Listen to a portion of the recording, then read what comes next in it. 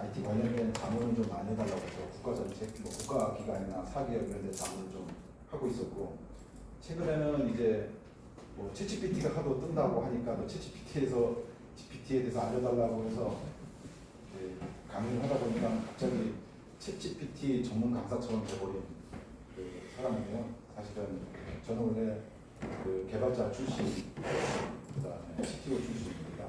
여러분들이 알만한 건 아까 말씀하셨던 아프리카 TV를 초창기에 만들었던 사람이고요.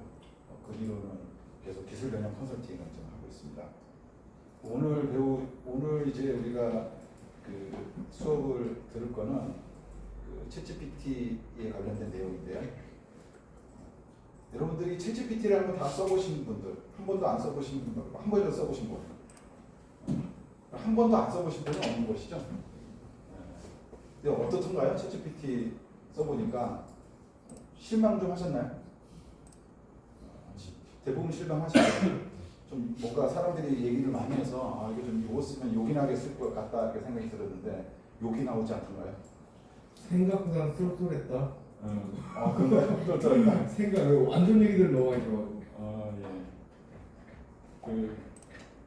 근데 왜 그런 안 좋은 이야기들이 돌아다니는지를 사실 오늘 배우는 시간이라고 보시면 좀 될 것 같습니다. 그래서 지금 보시면 원래 강의는 뭐 이렇게 시작이 되는데 너무 처음부터 강의 위주로 하면 좀 재미가 없잖아요. 그래서 제가 약간 좀 준비를 해놓은 게 있습니다. 그래도 챗GPT인데 챗GPT 부분을 너 좀 줘봐라. 해상도가 안 맞으니까.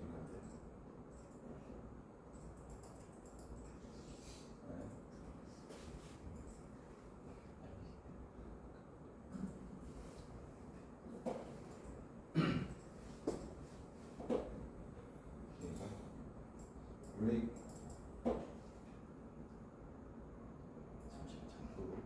이거 뭘 하는 거냐면 말을 하면 챗GPT한테 말로 이게 글이 전달되고 그다음에 얘가 쓴 거를 이제 그 말로 이제 표현해주는 이 플러그인인데 그거 설치를 한 겁니다. 근데 이 스피커가 잘 될지가 지금 잘 몰라서 잠깐만 확인을 하면 그냥 스피커 이렇게 한번 해보겠습니다.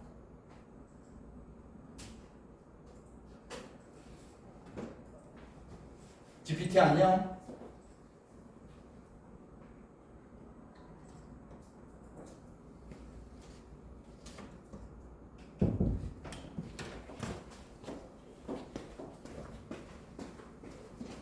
말을 못 알아듣네요. 지금 이게 스피커가 그거 설정 혹시 되셨나요? 컴퓨터 안에서? 지금 스피커로 설정을 해놨는데 이게 이쪽 연결했을 때도 소리가 안 나고 그냥 스피커로도 연결 안 돼갖고 지금 뭐 이 원인을 좀 모르겠는데 이러면은 이제 그 강사가 좀 이렇게 당황하죠. 좋습니다. 그냥 얘는 지금 동작을 안 하는 것 같으니까 이런 때는 다시 한번 리프레시를 해보는 게 또 국룰이죠.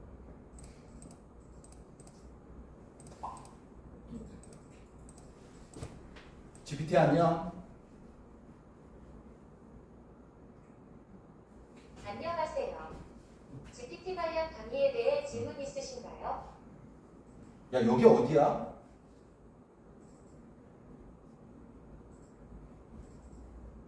여기는 서울시 강남구에 위치한 한국 IT 비즈니스진흥협회 강의실이에요. 눈웃음 얼굴 GPT 강의를 위해 모였죠. 오늘 강의 주제에 대해서 설명 좀 해줘. 오늘 강의 주제는 챗GPT의 이해와 프롬프트에 대한 것이에요. 챗GPT의 기본 작동 원리, 활용 방법, 그리고 프롬프트를 어떻게 설정해 효과적으로 대화를 이끌어낼 수 있는지에 대해 배울 예정이에요. GPT야 너의 오늘 역할은 뭐야? 오늘 제 역할은 챗GPT 강습 도우미로 강의 관련 질문에 답하고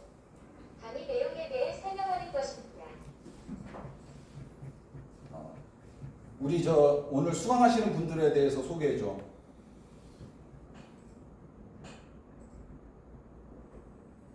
오늘 수강하시는 분들은 한국 IT 비즈니스 진흥협회 근무자분들이세요. 이 협회는 대한민국 IT 분야 정책 및 IT 산업의 발전을 지원하고 IT 수요 공급 기업 간의 가교 역할을 수행하는 IT 산업의 대표 기관입니다. 오늘 강사 소개해 줘.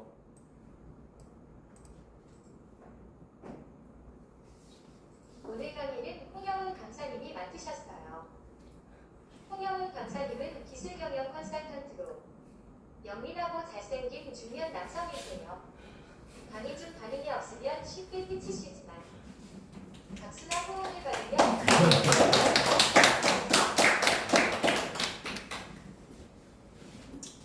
이렇게 박수 받는군요. 자, 오늘 수업들은 들을 수강생분들한테 피곤하더라도 끝까지 함께 해달라고 파이팅 메시지 한번 해줘.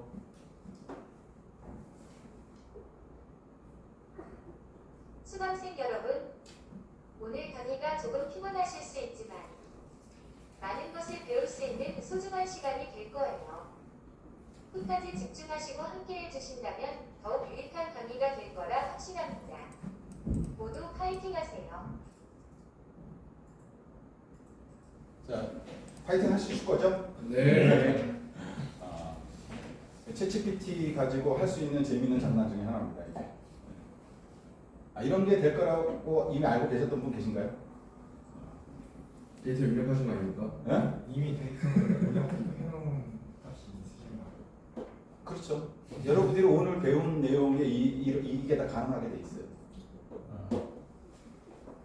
자, 그러면 이제 챗GPT에 이제부터 본격적으로 들어가겠습니다. 그러니까 여러분들이 이제 집중력을 끝까지 발휘해서 끝까지 그러시면 아까 그런 거를 여러분들이 스스로 만들 수도 있다 이렇게 보시면 됩니다.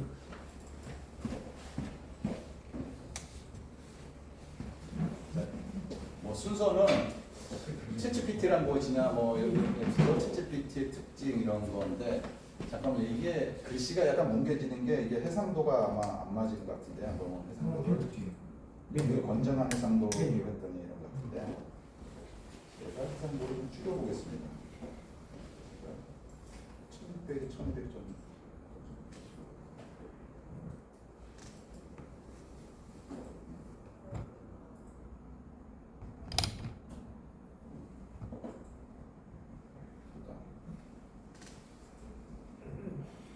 이게 1900에 1200 맞나요?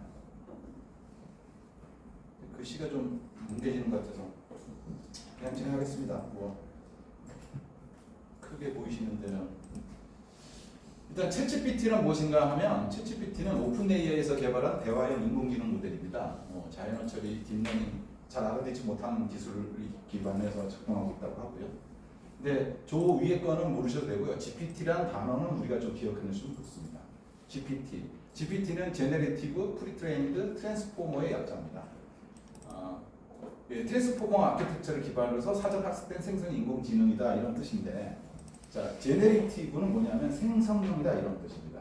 인공지능은 지금까지 인공지능은 우리가 많이 알려진 인공지능은 대부분 분류형 인공지능이었습니다.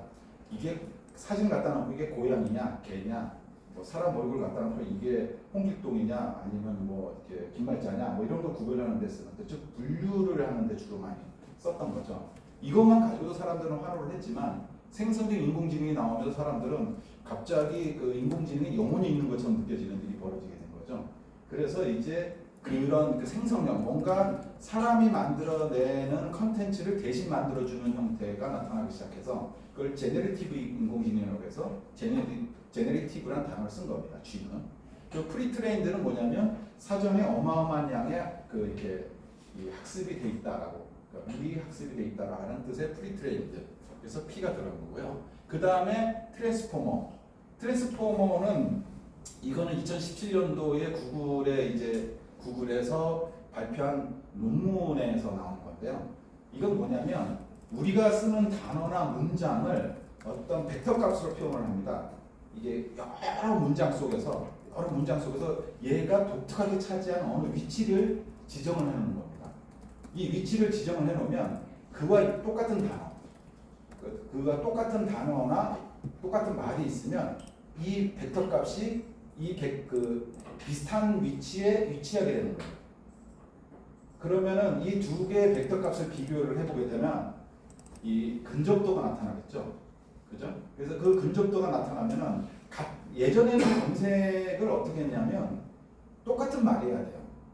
약간 비틀어버리면 안 돼요. 다른 말로 그러니까 비슷한 유의어로 하게 되면 못 찾았어요. 그래서 유의어를 다시 찾고 했는데 이 트랜스포머 아키텍처가 오면서 이게 적용이 되면서 구글 검색은 획기적으로 좋아졌는데 그게 이제 벡터 값으로 변환된 유의어들, 그러니까 그 단어와 문장의 근친도를 계산하는 방법이 나오면서 획기적으로 늘어난 건데 그 트랜스포머 아키텍처가 적용이 됐다라고 하는 거죠. 이게 뭐냐면 우리가 이 NLM이라고 하는 라지 랭귀지 모델이라고 하죠. 챗GPT 같은 거를 이 챗GPT 모델에는 트랜스포머 아키텍처가 들어있기 때문에 얘는 사실은 영혼이 들어있는 것처럼 생각이 들지만 우리가 어떤 말을 쭉 하지 않습니까? 그러면 그 다음에 나올 말들을 예측을 해서 가장 근친도가 높은 단어들을 나열하기 시작해서 우리한테 답변을 주는 겁니다. 그러니까 그렇게 나타나기 때문에 그 이후에 우리가 배울 여러 가지 것들이 다 이 트랜스포머의 특성 때문에 나타나게 되는 그런 현상들이 되겠습니다. 그래서 트랜스포머는 결국은 어떤 말을 이제 벡터로 바꿔서 벡터라는 단어를 잘 모르시는 분이 있으니까 그냥 숫자라고 표현하겠습니다. 그 근접도를 0에서 마이너스 1에서부터 1까지로 표현된 그 0점 몇몇몇 이렇게 표현되는 그 숫자 값인데 그 숫자 값에 의해서 결정이 되도록 이렇게 된 게 이제 트랜스포머입니다. 그리고 챗GPT의 중요한 역할은 뭐냐면 사람과의 자연스러운 대화를 모방하고 의미 있는 응답을 생성하는 것이 목적입니다. 그래서 그 단순한 입력에 기반해서 그 응답을 생성하기 때문에 완벽하고 정확한 답은 안 나타납니다. 이게 핵심이거든요. 그래서 뭐 쉽게 얘기하면 얘는 사람처럼 말하는 것을 이렇게 이 목적으로 두고 태어났는지 진실을 말하도록 태어나지 않았다는 거예요.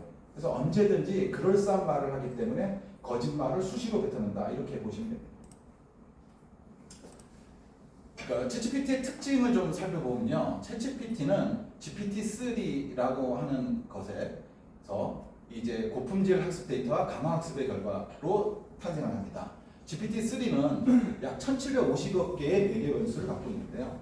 저 1750억 개의 매개 변수, 저 변수는 뭘 뜻하는 거냐면 우리가 인공지능에서 어떤 사물을 들어서 막 패턴을 학습을 시켜요. 이런 걸 막 학습을 시키지 않습니까? 그럼 얘가 까만색인 것 같지만 완벽한 까만색은 아니겠죠, 그죠? 그럼 이 특성을 막 얘는 뭐 겉이 껄껄하다, 뭐 이렇게 모양은 어떻게 생겼다, 이런 것들을 다 변수 하나하나에 다 담습니다. 그 변수 하나에 다 담은 것들을 값으로 표현하는데 그 값으로 표현한 것들이 이제 그 매개 변수에 해당되는 거예요. 그래서 이 패턴을 학습했을 때 저 매개 변수가 양이 많으면 많을수록 어떻게 했습니까? 정확도가 굉장히 높아지겠죠. 그래서 GPT-3가 나왔을 때 1750여 개의 매개 변수는 인류가 만들어낸 그 인공지능 매개 변수 중에 최고로 많았던 거였습니다. 지금은 GPT-4가 나와서 이제 더 숫자가 많아졌는데 어쨌든 GPT-3는 1750억 개의 당시로는 어마어마한 양의 이 매개 변수를 갖고 탄생을 했기 때문에 정확도가 굉장히 높을 수밖에 없었던 거고요. 아직까지도 경쟁자들이 만들어낸 것 중에서 매개 변수가 저 정도로 많이 현재는 탄생하지 않았습니다. 근데 이제 대신 매개 변수가 적더라도 효율성이 더 높은 제품들로 요즘 많이 만들어내고 있다라고 하더라고요. 어쨌든 그 매개 변수가 높다라고 하는 건 뭐냐면 컴퓨팅 파워를 그만큼 많이 쓴다는 거고 전기를 그만큼 많이 잡아먹는다는 그런 뜻도 됩니다. 자, 고품질의 학습 데이터, 뭐 좋은 품질의 학습 데이터를 가지고 학습했다는 뜻도 되는데 뭐 그건 그렇다 치고 강학습은 뭐냐? 강학습은 뭐냐면 얘가 이제 인터넷으로 돌아다니는 여러 가지 문서들을 통해서 막 학습을 했어요.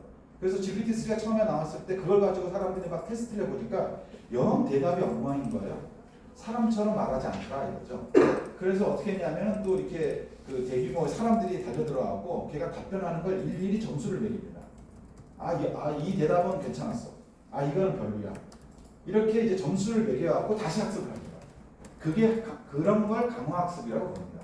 그래서 GPT-3에서 챗GPT는 저런 강학습의 결과로 만들어집니다. 그래서 버전명으로는 GPT-3라고 하지 않고 GPT-3.5라고 이렇게 표현합니다. 그래서 그 챗GPT는 GPT-3.5와 동의어로 이렇게 보시면 됩니다. 물론 챗GPT는 그런 뜻보다는 서비스로서의 그 이름에 좀 강하긴 합니다만 어쨌든 챗GPT는 GPT-3.5다. 그러니까 GPT-3하고 차이점은 그거다. 이렇게 보시면 되겠습니다. 뭐 수억 개 이상의 단어와 문장, 문서 등으로 이제 패턴을 학습한 인공지능이다. 그러니까 라지 랭귀지 모델, 거대 그 언어 모델 이런 뜻이죠. 그리고 이제 프롬프트 러닝이 적용돼서 사용자 대중에도 학습이 진행된다 이건데 저 프롬프트 러닝은 뭐냐면요. 여러분들이 지금도 뭐 은행 사이트나 이런 데 가보면은 챗봇들이 있죠. 근데 그때 챗봇 써보시면 어떻습니까? 되게 답답하죠. 답답한 거는 사람 말 잘 못 알아듣는 것도 있지만 또 하나는 뭐냐면 내가 질문을 했는데 그 다음 질문했었을 때 야 아까 그거 말고 이거라고 질문하면 못 알아들어요. 왜냐하면 앞에 내용을 싹 휘발시켜 버리거든요. 그래서 사람처럼 대화가 못 느낍니다. 처음부터 문장을 다시 만들어야 되는 이런 일이 벌어지는데 우리 그 챗GPT 같은 요즘의 LLM들은 그 프롬프트 러닝이라고 해서 이 히스토리 기능이 있어요. 지금까지 대화했던 내용들을 저장을 해놓고 그거를 학습을 해서 다시 답변을 주는 방식으로 합니다. 그래서 아까 제가 보여드렸던 챗GPT 아까 그 시연했던 거 있지 않습니까? 앞에 내용들을 제가 어디선가 입력을 해놨던 거예요. 그 입력한 내용을 기억해놨다가 우리한테 답변을 해주고 있습니다. 그래서 뭐 어떻게 보면 작게 보면 학습을 시켰다라고 볼 수 있는 게 저 프롬프트 러닝인 거죠. 그래서 우리가 챗GPT를 쓸 때 보면은 그냥 처음부터 답변을 옳은 답변을 구하려고 하지 말고 이렇게 한번 답변 나오면 거기서 요거 좀 뭐 해줘, 요거 뭐 해줘 이렇게 계속 이어서 하면 원하는 이제 결과물들을 만들어 나갈 수 있다 이런 거죠. 그리고 이제 할루시네이션이라고 하는 게 있는데 이건 뭐냐면 환각, 우리나라 말로 환각인데 거짓말을 한다는 겁니다. 아까도 말씀드렸지만 그 챗GPT 같은 LLM의 목적은 사람처럼 자연스러운 대화를 하는데 이 목적이 있기 때문에 최초로 나온 놈은 특히나 더 심각했던 게 뭐냐면 뭐 물어보기는 하면 절대로 뭐라는 말을 하지 않아요. 말을 해야 되기 때문에 그죠? 그럴싸하게 말을 해야 되기 때문에 자기가 이게 학습했던 내용 중에서 가장 그럴싸한 말들 있지 않습니까? 벡터 값에서 아까 이렇게 근접도가 높은 그것들을 다 모아다가 답변을 딱 만들어 놓고 답변을 줍니다. 근데 그거는 진실일 가능성이 별로 없는 거죠. 그래서 그렇게 거짓말을 하는 행위를 사람들은 그 할루시네이션, 환각이라고 이렇게 표현을 하는 겁니다. 그래서 오늘 여러분들이 제 강의를 듣고 나서 만약에 다 잊어버려도 딱 한두 가지만 만약에 기억을 해내야 된다 그러면 저 프롬프트, 그 다음에 환각, 할루시네이션 이 두 가지 단어만 사실 배우고 가시면 챗GPT를 들었다고 하는데 별로 지장이 없습니다. 한 50%는 먹고 들어갑니다. 그렇게 하시면 될 것 같고요. 그 다음에 적절한 프롬프트 스킬을 익혀야 된다. 자, 여기서 왜 우리는 질문이나 명령이라는 표현을 안 쓰고 프롬프트라는 표현을 쓰느냐? 이게 이제 아까 그 트랜스포머하고 관련된 건데요. 우리는 챗GPT한테 사실은 명령을 내리거나 요청을 하는 게 아닙니다. 우리는 제가 어떤 문장을 쭉 쓰지 않습니까? 쓰다가 딱 중단을 시켜놓으면 얘는 뭐 하냐면 이 문장을 해석해놓고 그 다음에 올 문장을 만들어주는 거예요. 그래서 그건 질문도 요청도 아무것도 아니에요. 얘는 그냥 문장을 이어주는 거예요. 그래서 여러분들이 막 글 쓰다가 그냥 아무 대사나 그냥 중단을 시켜버리면 얘가 알아서 이렇게 그거를 만들어주는 게 원래 목적입니다. 그래서 그 앞에 우리가 주는 거를 프롬프트라고 불러요. 그걸 명령이나 질문이라고 안 하고. 근데 우리는 그냥 질문이라고 많이 하죠. 근데 그 전문적으로는 프롬프트라고 하는 거고 그 프롬프트를 잘 만드는 거에 따라서 우리가 원하는 내용을 뽑아올 수가 있는 거죠. 그게 이제 프롬프트 스킬이라고 할 수 있는 거죠. 그래서 오늘 배우는 거는 그 프롬프트 스킬을 배우는 것이 상당한 양입니다. 두 번째 시간 다 그걸로 채워져 있는 거죠. 그 다음에 이제 챗GPT 플러그인이나 챗GPT 활용 어플리케이션 같은 것들을 이 챗GPT와 관련된 생태계가 형성되고 있는데 이것들을 활용하는 것도 챗GPT를 유용하게 쓰는 방식 중에 하나입니다. 아까 제가 보여드렸던 거 말로 뭐 어쩌고 이렇게 하지 않았습니까? 그래서 말을 해석해서 챗GPT한테 넘겨주고 챗GPT 글을 읽어서 말로 표현해 주는 거는 그 크롬의 플러그인, 챗GPT 관련된 플러그인 따로 있어요. 그거 설치해서 한 겁니다. 이것도 하나의 그 플러그인 관련된 생태계 어플리케이션이지 않습니까? 그것들을 잘 이용하면 챗GPT 활용도가 굉장히 높아진다 이렇게 말씀드릴 수 있습니다. 자, 또 특징. 이거는 제가 쓴 게 아니고 챗GPT한테 물어봤어요. 이 특징이 뭐냐 이렇게 했더니 지가 이렇게 쭉 써놓은 겁니다. 어쨌든 뭐 사람과 자연스럽게 대화하고 이해하는 능력을 획득했고 뭐 가장 주목하는 인공지능 모델이고 지가 막 자랑을 막 하는 거예요. 예. 어쨌든 그렇습니다. 챗GPT 하면은 지금 사실은 이렇게 나오는 게 이게 잘 안 맞는 게 지금 최근에 업그레이드를 해서 11월 6일 새벽에 우리나라 날짜는 11월 7일 새벽이었죠. 새벽에 이제 대대적인 업그레이드를 하면서 좀 모양이 약간 바뀌었습니다. 자, 그러면 이제부터 그 챗GPT의 환각 이게 되게 중요한 개념이기 때문에 이 부분에 대해서 좀 자세히 설명을 드릴게요. 요걸 알아야지 여러분들이 챗GPT를 쓰면서 이렇게 사기당했다 이런 느낌을 가질 수 있으니까. 자, 이 생성형 인공지능은 언어가 됐든 이미지가 됐든 모든 인공지능에서 발생하는 현상이 할루시네이션입니다. 자, 특히 수학, 물리학, 역사, 개인 이력 등 사실관계를 다투는 모든 분야에서 환각 현상이 발생합니다. 그러니까 예스와 노가 필요한 거죠. true와 false가 존재하는 곳에는 환각 현상이 발생한다 이렇게 보시면 되는 거예요. GPT-4라든가 아니면 다른 뭐 바드라든가 이런 새로운 인공지능도 다 이 환각이 굉장히 줄여보려고 엄청 노력을 했다 뿐이지 사실은 근본적으로 사라지진 않습니다. 사라질 수가 없는 겁니다. 근데 이게 이제 문제가 되는 게 챗GPT 맨 처음에 나왔을 때 사람들이 인공지능한테 물어봤더니 이런 답이 나왔어 하면서 막 사실이 아닌 걸 막 떠들고 다녔던 경험들이 좀 있거든요. 요즘은 좀 그나마 좀 많이 쓰는 사람들이 저게 이 할루시네이션, 환각작용 때문에 거짓말을 잘한다라는 걸 알면서 그 얘기를 안 하는데 어린이라든가 노인들 같은 경우에는 까딱하면 이런 거에 속아 넘어갈 수가 있는 거죠. 자, 그래서 환각의 예를 한번 들어보겠습니다. 여기 보면 사실 인공지능이 컴퓨터에서 돌아가니까 원래 컴퓨터가 계산기라는 뜻이지 않습니까? 근데 수학 계산을 못해요. 이렇게 아주 높은 숫자 있지 않습니까? 947,293 곱하기 193,845는 하면서 제가 했더니 얘가 뭐 이 곱셈은 어쩌고저쩌고 하면서 답변을 줬습니다. 그래서 제 컴퓨터에 있는 거 가지고 이제 실제로 이거 곱해봤어요. 그랬더니 답이 다르죠. 비슷한데 다르죠. 자, 여기서 우리가 한번 아까 배웠던 지식에서 추론을 해봅시다. 왜 틀린 답을 낼까요? 얘가 공부한 예를 들어 2 곱하기 3 이런 건 절대 안 틀립니다. 하다못해 105 곱하기 97 이런 건 안 틀려요. 그건 왜냐하면 어디선가 그 문서에는 답이 있어요. 자기가 학습한 내용에는 그게 들어있을 거예요. 그러니까는 딱 자기가 학습했던 내용에는 들어있기 때문에 틀리지가 않는데 정확하게 이 숫자 곱하기 이 숫자는 아마 전 세계 어느 문서에도 들어있지 않았을 겁니다. 이거에 대한 답은. 그러니까 얘는 이제 확률적으로 접근합니다. 확률적으로 이걸 거야 라고 접근을 해서 우리한테 답변을 주는 거예요. 그래서 얘한테 그거 틀렸어 그러면 다른 답을 또 줍니다. 그런가요? 제가 잘못했으면 다시 계산할게요. 또 줘요. 이런 식으로 나타나는 게 이제 수학적 환각입니다. 그래서 수학 문제는 얘한테 물어보시면 안 됩니다. 물론 이제 지금은 이제 우회적으로 그 인공지능이 그러니까 이 GPT가 수학을 정확하게 답변을 줄 수 있는 방법을 제시를 하고 있습니다. 근데 직접적으로 이렇게 물어보면은 여전히 답은 틀리게 된다는 거죠. 그래서 수학적 환각 이게 대표적인 사례고요. 그 다음에 이게 역사적 사실 환각인데요. 이건 아마 많이 보셨던 걸 겁니다. 세종대왕의 맥북 프롬더진 사건에 대해서 알려줘라고 했었을 때 실제로 답변했던 겁니다. 요즘은 이거 없어졌습니다. 해보셔봐야 소용이 없습니다.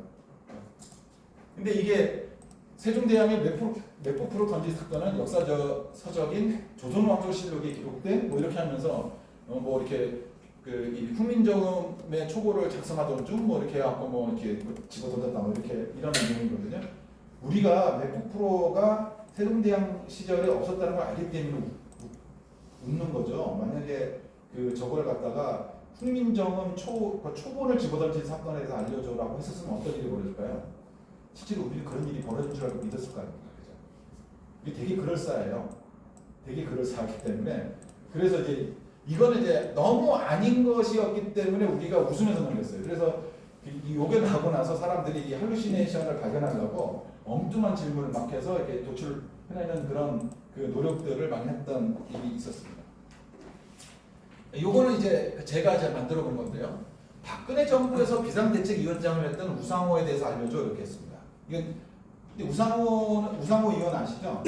민주당 국회의원인데 이 양반은 그 박근혜 정부랑 척을 졌던 양반이기 때문에 절대로 박근혜 정부에서 비상대책위원장을 했을 리가 없는 거죠.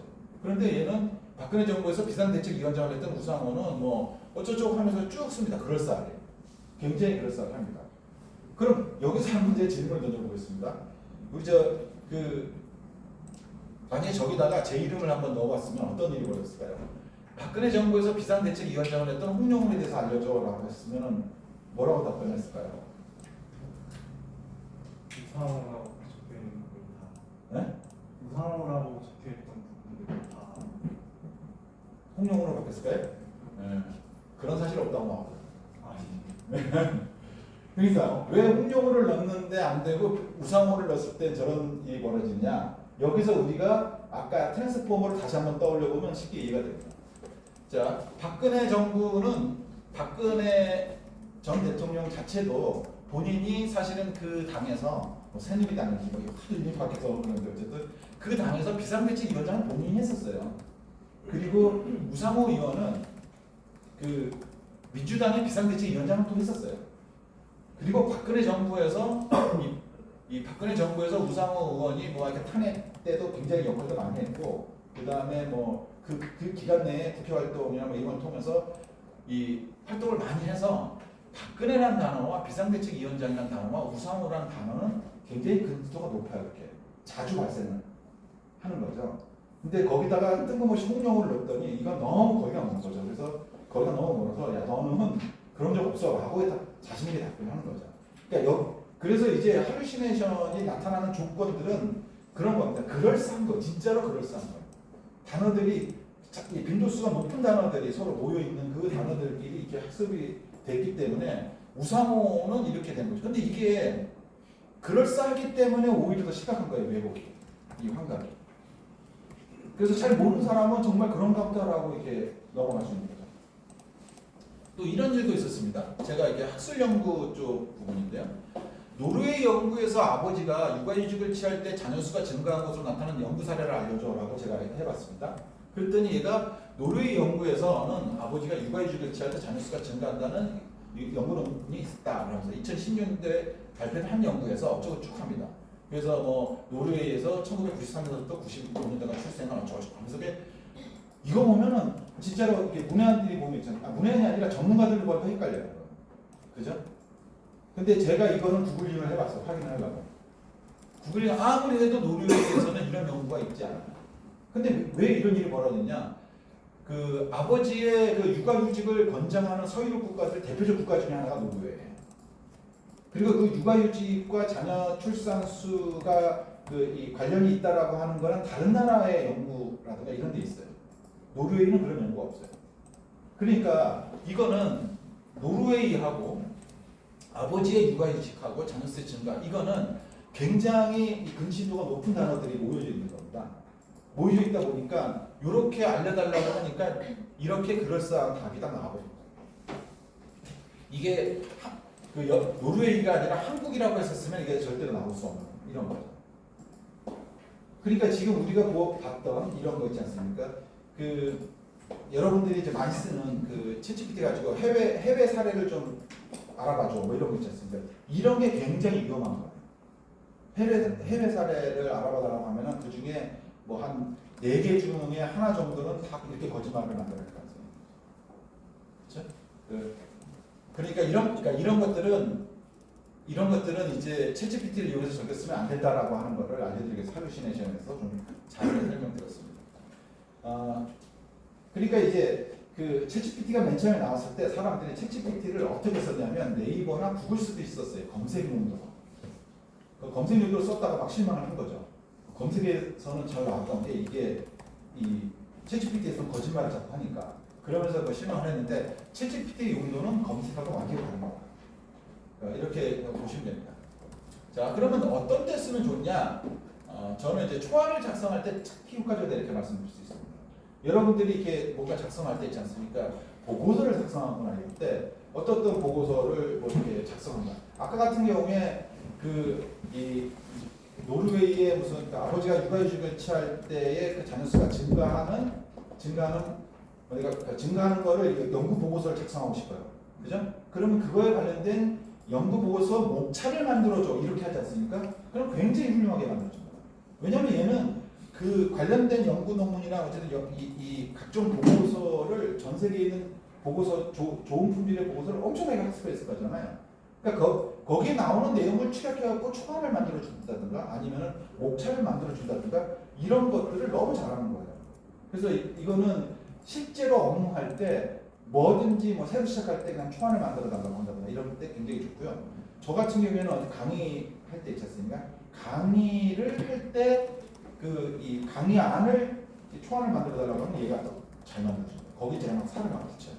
그리고 제가 얼마 전에 이렇게 아주 뭐 이렇게 좀 졸적이긴 하지만 책 하나를 썼는데 그 책 쓸 때도 그 내용을 이렇게 어떤 주제가 있으면 그 내용에 대해서 쭉 제가 기본안을 만들어 놓고 이 내용의 기조에 맞춰갖고 어떤 식으로 문장을 만들어줘 하니까 쫙 만들어주고 해서 굉장히 책을 쓰는데 굉장히 빠르게 썼던 경험이 있거든요. 그런 때 이제 좋습니다. 초안을 만들 때 좋다라고 한 거고요. 그 다음에 얘한테 지침을 내릴 때 이게 이 지침을 낼 때 좀 구체적인 지침을 낼 수도 굉장히 좋습니다. 예를 들면 UX 디자인에 대해서 알려줘라고 하는 것보다 소규모 스타트업을 위한 UX 디자인의 중요성에 대해서 블로그 포스팅용으로 작성해줘. 이러면 굉장히 좋습니다. 그럼 더 잘한다 이거죠. 그리고 영어로 질문하면 더 효과적입니다. 얘가 영어로 학습을 많이 해서요. 실제로 그 데이터 얘가 뭐 영어가 데이터가 워낙 많잖아요. 그래서 그 영어로 질문했었을 때 어떤 일이 벌어지냐면 제가 직접 실험을 해본 거예요. 실험을 해봤는데 얘가 이제 어떤 문장들이 있으면 영어로 질문했을 때 그 문장의 유사도를 추적하는 능력이 한 10%에서 20% 정도가 향상이 되더라고요. 한글로 하는 순간에 그 값이 좀 한 10% 20%좀 떨어지는 현상이 벌어진 거예요. 그러니까 가능하면 진짜 이 영어로 좀 질문하는 게 좀 정확한 답을 얻겠다라고 생각이 듭니다. 근데 이제 유료로 된 GPT-4 같은 경우에는 한글 성능도 많이 좋아졌다고 하더라고요. 그리고 아까 했던 프롬프트 러닝을 이용하면 앞에 질문을 이어서 이렇게 질문하는 방법을 쓰는 것이 좋습니다. 앞에 대답을 영어로 번역해서 뭐 이런 식으로 그래서 하는 거 있고요. 그 다음에 또 하나는 특정 역할을 요청하면 효과가 좋습니다. 그러니까 너는 지금부터 무슨 역할이야 이런 거 있지 않습니까? 그 역할 지정해서 해주면 답변이 더 잘 됩니다. 아까 제가 시연을 해줬던 것 중에서 저는 걔한테 역할을 뭐를 지정했을까요? 그렇죠. GPT 강습 도우미로 역할을 지정을 해주고 해놓고 질문을 계속 했던 겁니다. 그러니까 강습 도우미답게 막 답변을 해준 거죠. 그러니까 그렇게 이제 그 역할을 딱 지정을 해주면 좋고요. 예를 들면은 내 영어 공부를 하고 싶지 않습니까? 그럼 내가 쓰는 문장에 대해서 좀 지적을 해줘라고 그냥 하는 것보다 영어 선생님처럼 지적을 해줘. 이러면은 얘가 지적을 진짜 영어 선생님의 입장이 돼서 지적을 해줍니다. 그리고 act as, 영어로는 act as 한 다음에 뒤에 역할을 부여한 다음에 하는 게 좋다 이런 거죠. 그 다음에 답변 형식을 지정을 활용을 하면 좋습니다. 이메일 형식으로 표현해줘, 페이스북 포스팅 문구로 만들어줘, 뭐 이런 거 있지 않습니까? 그리고 구조화된 결과물을 요청이 가능합니다. 제이슨 타입으로 답변해줘, HTML 태그로 해줘, 뭐 이런 거 있지 않습니까? 이게 챗GPT는 사실은 영어나 한국어를 따로 공부한 적이 없어요. 문법을 공부한 적도 없고요. 마찬가지로 프로그램 언어라든가 사람이 만들어 나간 여러 가지 규칙화되어 있는 그런 구조화된 그 태그들 있지 않습니까? 그것들을 따로 학습한 적이 없고요. 그냥 통째로 보고 패턴을 이해를 했어요. 근데 사람의 언어가 훨씬 더 복잡하거든요. 변칙이 너무 많으니까. 근데 사람이 만들어낸 저 구조화된 내용들은 훨씬 심플하고 단순해요. 그러니까 틀릴 가능성이 훨씬 적어요. 그래서 HTML 태그로 만들어져 그러면 거의 안 틀리더라고요. 뭐 꼭 정확하게 안 틀린다고 표현하진 않는데 그 거의 안 틀리더라고요. 그러니까 어쨌든 그러고요. 그 다음에 얘는 이제 우리가 글을 쓸 때 뭐 백틱이라든가 이거 그 일자 옆에 있는 거죠, 있죠? 그 백틱이라든가 쌍따옴표, 뭐 꺽쇠, 뭐 이렇게 이런 이제 구분 기호를 써서 이렇게 이 프롬프트를 작성하면 훨씬 잘 이해를 합니다. 자, 그래서 보면 그 활용 방법 분야가 있는데요. 뭐 이런 것들 쭉 외국어 번역기 작성 뭐 이런 거에 주실 수 있습니다. 그 분야 중에서 보면 뭐 고객 체포 서비스 같은 거 이런 거 쓰면 좋고요. 그다음에 교육하는 데도 쓰고 엔터테인먼트 젊으신 분들이 있으니까 게임 내에 NPC가 그동안은 뭐 가면은 뭐 딱 클릭하면은 뭐 탐험 가정 어서 오십시오 막 이러면서 누가 뭐 사세요 뭐 이렇게 아주 단순하게 얘기했던 거를 만약에 이게 적용이 되면은 사람처럼 막 대화를 할 거 아닙니까? 사람 말에 그거에 맞는 답변을 주는 이런 거로 이제 바꿀 수가 있고요. 근데 사실은 저는 이 사회과학이나 마케팅 쪽 요 분야가 굉장히 좀 유망하다고 봐요. 이거는 이따가 프롬프트를 실제로 보면서 이렇게 여러분들이 이제 보시면 이게 무슨 말인지 아마 알 거예요. 이거 진짜로 이렇게 그 이전에 하고는 완전히 다른 세계가 펼쳐진다고 볼 수 있습니다. 자, 요까지를 일단은 좀 하는데 너무 이렇게 말만 하니까 좀 재미가 없죠, 그죠? 네, 재밌어요? 그래도 한번 시연을 좀 보면 하는 게 재밌어요, 그죠? 그래서 시연을 좀 한번 그래도 보고 보도록 하겠습니다. 지금 여러분들은 무료로 쓰실 테니까 제가 무료로 여러분들과 똑같은 상황에서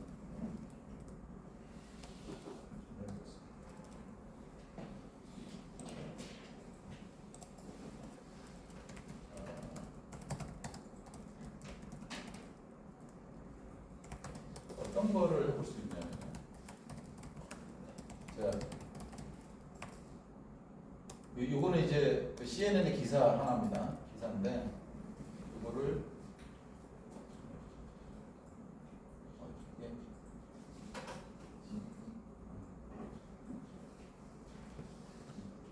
뭐 화면 이거 복사를 해야 되는데 화면이 안 보여서 복사가 잘 안 되네요. 제가 복사를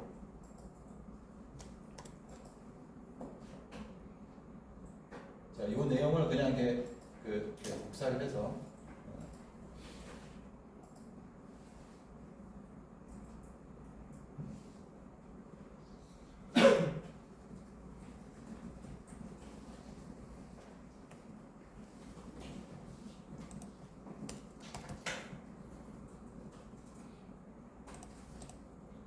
복사해서 됐습니다. 우리가 뭐 혹시 해외 사이트나 뭐 이런데 있는 내용을 살펴볼 때 쓸 수 있는 거겠죠.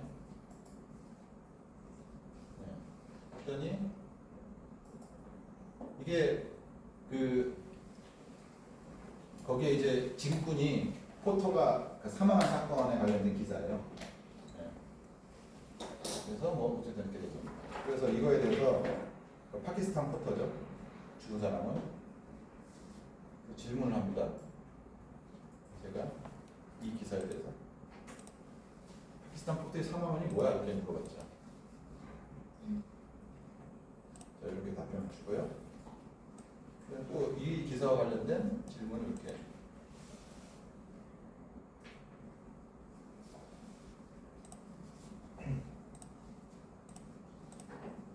뭐 사망했을 때 어떤 조치를 취하냐 했더니 이 기사에 나와 있는 내용 중에서 이렇게 쭉 한 거죠.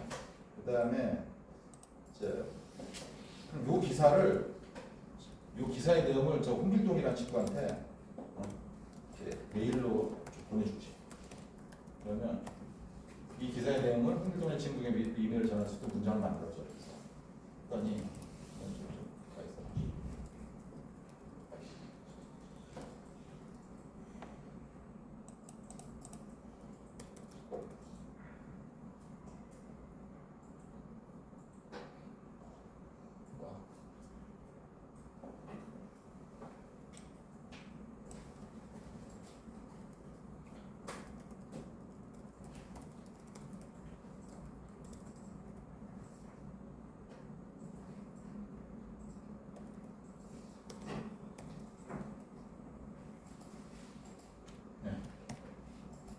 했더니 이렇게 그 이메일로 전할 수 있는 문장을, 그러니까 이메일 문장을 만들어라고 했더니 이렇게 문장을 만들었습니다.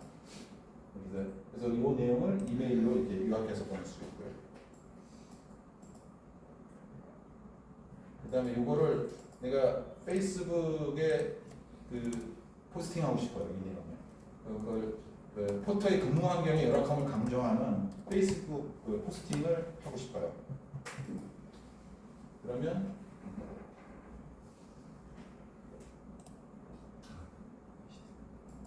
이렇게 이제 해주는 거죠. 심지어 그 페이스북 포스팅이니까 해시태그까지 쫙 이렇게 마련해 줄 거예요. 이렇게 쓸 수 있습니다. 자, 이게 아주 평범하게 쓰는 ChatGPT를 활용하는 아주 평범한 사례인 거죠. 자, 그러면 계속 강의를 이어가려고 하는데 잠깐 쉴까요? 그래도 1시. 지금 4시인데 한 5분만 쉬고